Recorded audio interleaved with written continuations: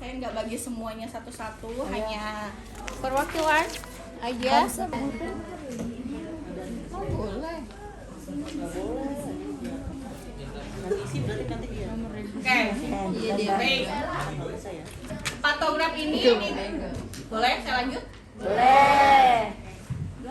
Atau hanya digunakan pada saat pemantauan sudah memasuki fase aktif. Ya, sudah fase aktif baru pakai pemantauannya pakai patograf ini. Kalau masih fase laten itu hanya dicatat di buku saja.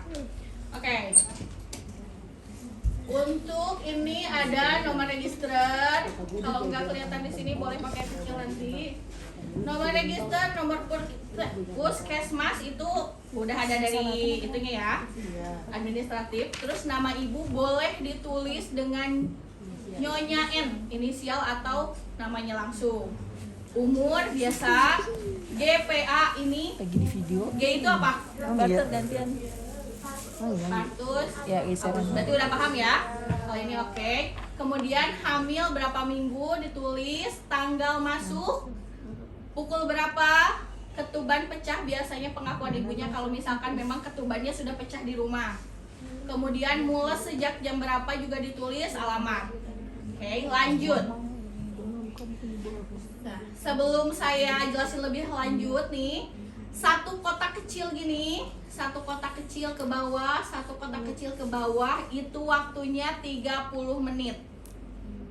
Ya, satu kotak kecil ini, satu kotak kecil ini 30 menit. Oke.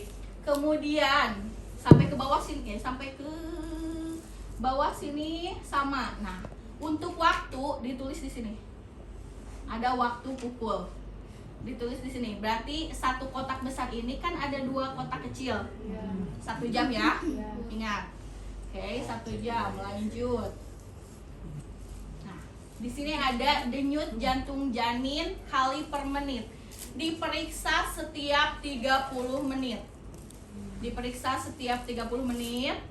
Kemudian air ketuban, penyusupan, pembukaan serviks sama turunnya kepala itu diperiksa setiap 4 jam. Gak sama ya.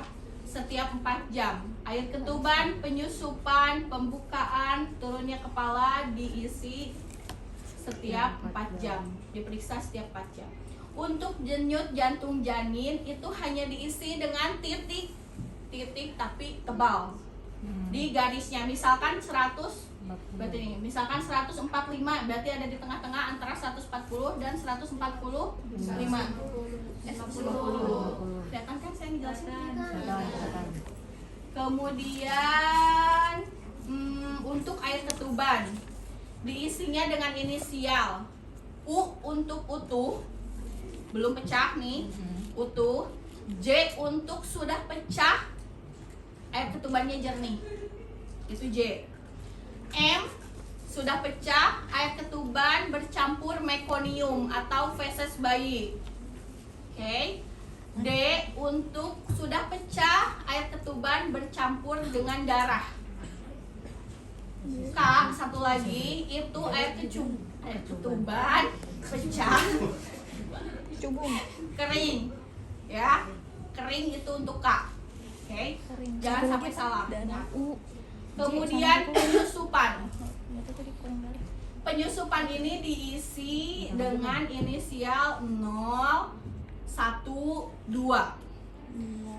Apa itu penyusupan? Penyusupan adalah sejauh mana kepala bayi bisa menyesuaikan dengan jalan lahir atau panggul ibu. Di kepala bayi itu kan ada garisnya. Tadi kalau kalian lihat,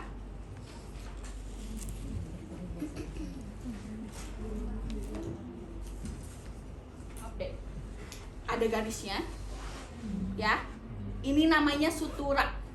Kalau misalkan bayi baru lahir, kalau misalkan dipegang nih, suka ininya ada masih lembut, ya. Nah, itu namanya sutura. Ini yang namanya sutura. Jadi sejauh mana si penyusupan itu, sejauh mana kepala bayi nih, tulang suturanya ini bisa menyesuaikan jalan lahir, ya. 0 untuk tidak ada penyusupan. Artinya si kepala bayi bisa turun, tidak ada hambatan. 1 itu ada penyusupan tapi masih bisa dipisahkan. Jadi kepala bayi bisa menyesuaikan jalan lahir, tapi si kepala tulang kepalanya ini bertubrukan. Tapi masih bisa dipisahkan, masih bisa lewat. Tapi dia yang tadinya ada regangan, dia bisa menempel tapi masih bisa lewat. Itu 1. Untuk yang kedua, kepala bayi atau suturanya bertubrukan tapi itu sudah tidak bisa dipisahkan. Artinya tidak bisa melewati jalan lahir, dan itu nggak mungkin kita bisa bisa bersalin normal. Berarti ada kemungkinan si panggulnya itu sempit. Oke, jadi penyusupan nanti diisinya dengan 0. Tidak ada penyusupan karena dia bisa turun kepalanya. Oke, lanjut. Sudah paham sampai sana? Oke, lanjut. Pembukaan biasa yang tadi juga udah diajarin pembukaannya berapa. Kemudian pembukaan atau pemeriksaan ini semua dilakukan di garis titik waspada. Kamu pembukaannya tadi misalkan ibu datang periksa itu pembukaannya 5. Berarti dimulai dari pembukaan ini kan pengisiannya dengan X. Nah, di antara nih garis 5 ini garis waspada ada di sini. Kalau misalkan 7 ada di sini. Berarti kamu mulai pemeriksaannya 7, tulis di sini misalkan jam 9, di sini tulis jam 9. Semua dari atas sampai bawah kamu harus ngikutin garis yang ada di jam itu. Dari atas sampai bawah. Oke, paham? Paham. Ada yang ditanyakan? Yang dari atas sampai bawah. Hah? Kayak gimana isinya? Pemeriksaannya dari bawah ibu. Pertama kali ngisi itu yang Kan kamu ngisi pembukaannya misalkan 7, kamu isinya di antara itu 7 garis waspada, ketemu garis waspada di sini. Jadi kamu mulai periksa tadi misalkan DJJ-nya kamu dapat 120, di sini garis 120. Terus ketubannya utuh, misalkan di sini ditulis utuh, penyusupannya 0 sampai ke bawah nanti kamu harus ada di garis ini. Satu garis. Ya, pokoknya pengisian awal adalah di pembukaan patokannya ada di garis antara waspada dan garis pembukaan. Oke? Paham? Boleh lanjut? Boleh. Itu pembukaan sudah, kemudian ada namanya penyusupan. Salah. Turunnya kepala. Ya kan? Di kertas turunnya kepala. Oke, turunnya kepala itu ada 3, 2, 1, 0. 3 adalah sebagian besar kepala belum masuk pintu atas panggul. Panggul nih, ini kepala masih di atas. Biasanya pembukaannya masih awal, itu kepalanya masih di atas. Semakin pembukaannya lengkap, semakin pembukaannya besar, kepala juga akan semakin turun. Oke, paham? 3 itu kepala bayi masih ada di pintu atas panggul. Sebagian besar kepala bayi masih ada di atas pintu atas panggul. 2, sebagian besar kepala bayi sudah memasuki pintu atas panggul. Oke. 1, kepala bayi sudah di dasar panggul. Artinya dia udah makin pembukaannya melebar. Lanjut lagi, 0 itu kepala bayi sudah di depan pulpa. Ya, jadi pas saat periksa dalam kita bisa menilai kepala bayinya udah di mana. Oke, diisinya dengan tanda 0 aja gitu, bukan titik ditebelin tapi 0. Kalau yang pembukaan kan X, kalau yang turunnya kepala bayi 0. Oke, lanjut. Waktu tadi udah dijelasin. Kemudian kontraksi setiap 10 menit. Kontraksi diperiksa setiap 30 menit. Kontraksi diperiksa setiap 30 menit. Yang dihitung berapa lama dalam 10 menit dan berapa kali? Agak pusing nih. Berapa kali dalam 10 menit itu sama berapa lama durasinya? Misal ibunya tadi di garis yang ketiga ini ya, awal yang ketiga, misalkan pembukaannya 6. Berarti di garis ini ibunya diperiksa pas 10 menit itu berapa kali kontraksinya? Misalkan 3 kali. 3 kali lamanya berapa detik? Lamanya ini udah ditentukan, kurang dari 20 diisi arsir kotak gitu. Kemudian 20 sampai 40 diarsir ke samping. Kemudian lebih dari 40 diarsir full. Nah, tinggal nanti diisi misalkan 3 kali di garis mana tadi? Di garis ini 3 kali 30 detik lamanya dalam waktu 10 menit. Berarti diisinya pakai yang mana? Miring. Yang miring. Oke, di yang angka 3 ya.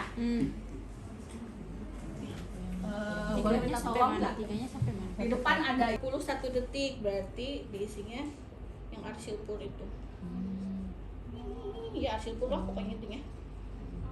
Oke. Kalau misalkan yang ini tinggal di arsilnya yang kotak-kotak itu. Kalau kurang dari 20 detik. Ya. Lanjut. Nolaknya enggak? Pasang, baru ditulis oksitosinnya berapa ampul, berapa tetes per menit, itu baru ditulis. Tidak harus setiap 30 menit. 2 jam enggak kok. Lanjut, cairan dan obat IV ini hanya ditulis kalau misalkan memang di drip, dirangsang pakai obat, itu namanya di drip. Misalkan NaCl sama 2 ampul oksitosin, ditulis aja NaCl dan 2 ampul oksitosin. Gitu.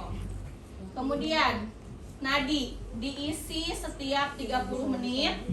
Tekanan darah diisi setiap 4 jam. Maksudnya bukan diisi, diperiksa. Diperiksa setiap 4 jam, nadi diperiksa setiap 30 menit. Oke, untuk mengisi nadi hanya titik dot kayak denyut jantung janin. Kalau yang tekanan darah diisi di garis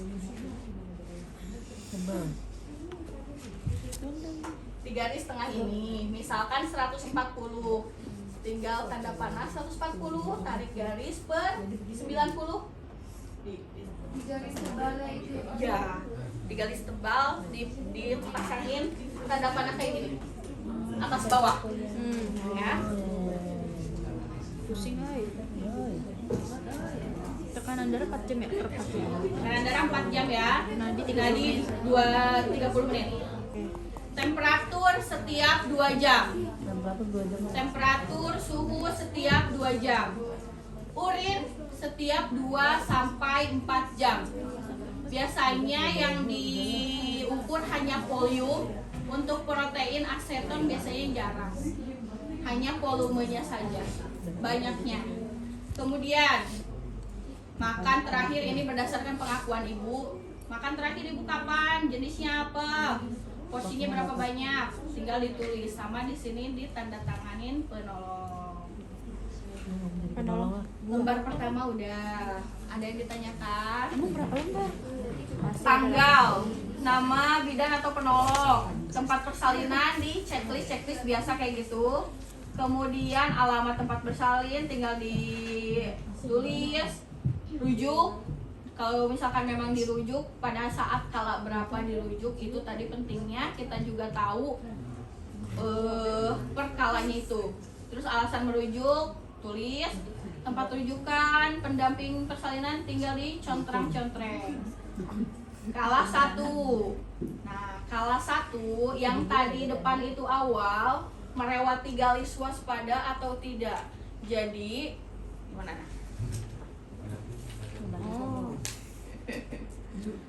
Nah, ini pemantauan pas pembukaan itu melewati garis waspada atau tidak. Ketika pemantauan itu melewati garis waspada, ini harus udah siap dirujuk sebenarnya tidak boleh melewati garis waspada. Jadi pada saat pemantauan melewati garis waspada itu harus sudah prepare rujukan. Ya, makanya di lembar belakang tadi ditanya melewati garis waspada atau tidak. Yang mana cara mengatakan Cara ini kan garis waspada tidak sama waspada itu kan ada yang sejajar ya Bu.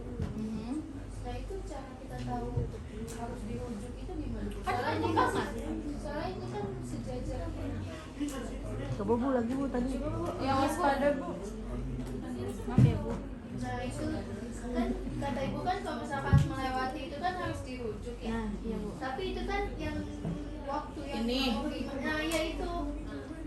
Kalau misalkan pembukaannya 8 ya, misalkan di sini. Itu kan harusnya pemantauannya itu naik lurus kalau normalnya. Tapi kalau misalkan ada pemanjangan kala aktif, itu pasti ke samping sini. Gitu. Maksud kamu gitu bukan? Oh enggak kelas 10 ya? Apa gimana? Berbeda? Tapi bener sih kita Gimana? masih bingung. Bingung Bu. Iya, Bu, bingung Kalau juga. misalkan yang waspada sama bertindak itu cara kita membedain. Tadi Cara kita ngebedain. 1, 2, 3 sampai itu per waktunya dia itu tuh sesuai Ini kan, misalkan dia datang pembukaan 6, berarti ngisinya mulai dari sini, semuanya dengan garis ini. Kemudian pemantauan harusnya ke atas sini kan, di sini nih. ini dia melewati garis waspada. Lihat ya? Enggak. Dia kan masih ada jarak antara waspada sama bertindak. Turunnya Yang kamu bingungin yang mana? bukan yang itu. Yang bawah. Gak jauh. 1, 2, 3, 4 yang otak Udah. itu. Ada yang nggak 1, belum 2, 3, paham? 4, 5, 6 enggak ada 0 kan? Yang bertindak, kalau misalkan pada saat kamu pemantauan Iya, dia garisnya terus malah ke sini, tidak malah ke atas, itu baru persiapan dirujuk. Jangankan nyampe bertindak, dia melebihi garis waspada aja udah harus dirujuk. Gimana? Jadi jarang yang sampai Berarti ke bisa dilakukan waktunya Ada lagi, Iya, ya kan? Iya, di sini nih garis harus sebelah paham, satu ada tuh yang panjang. karena nanti ada contoh soal. Nah, di situ Kalau nanti dia ngelebihin garis waspada, dia bagaimana Nanti ya? yang tanya kan? mana kalau dia lulus, anjir. Malah kok Gimana? apa kok malah naiknya sedikit itu baru kita harus udah prepare. Kata kayaknya sih, kayaknya. Nah, tadi kelas 1 Berarti dia berhasil. melewati garis waspada tidak Di sini masih di 8 berarti dulu. boleh. Ini dulu nanti diskusinya. Oke, masalah lain kalau ada sebutkan penata laksanaan dari masalah tersebut, sebutkan. Kemudian lanjut, episiotomi tadi ada dilakukan enggak dilakukan pengguntingan perineum enggak, kalau enggak tinggal dicontek tidak. Pendamping pada saat persalinan lagi ditanyakan gawat janin, kalau tadi misalkan janinnya tidak menangis atau enggak janinnya kebiruan, tulis aja di sini kebiruan. Terus distosia bahu, tadi kan ada melahirkan bahu. Nah, kalau bahunya tidak lahir itu namanya distosia bahu.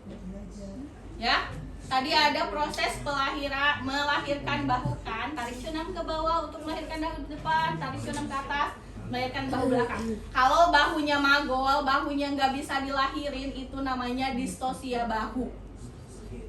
Distosia bahu, ini nih, distosia bahu. Oke. Kalau tidak ada, ya tidak contreng. Kemudian masalah lain, penata laksanaan masalah tersebut, kalau ada, kalau tidak, lewat.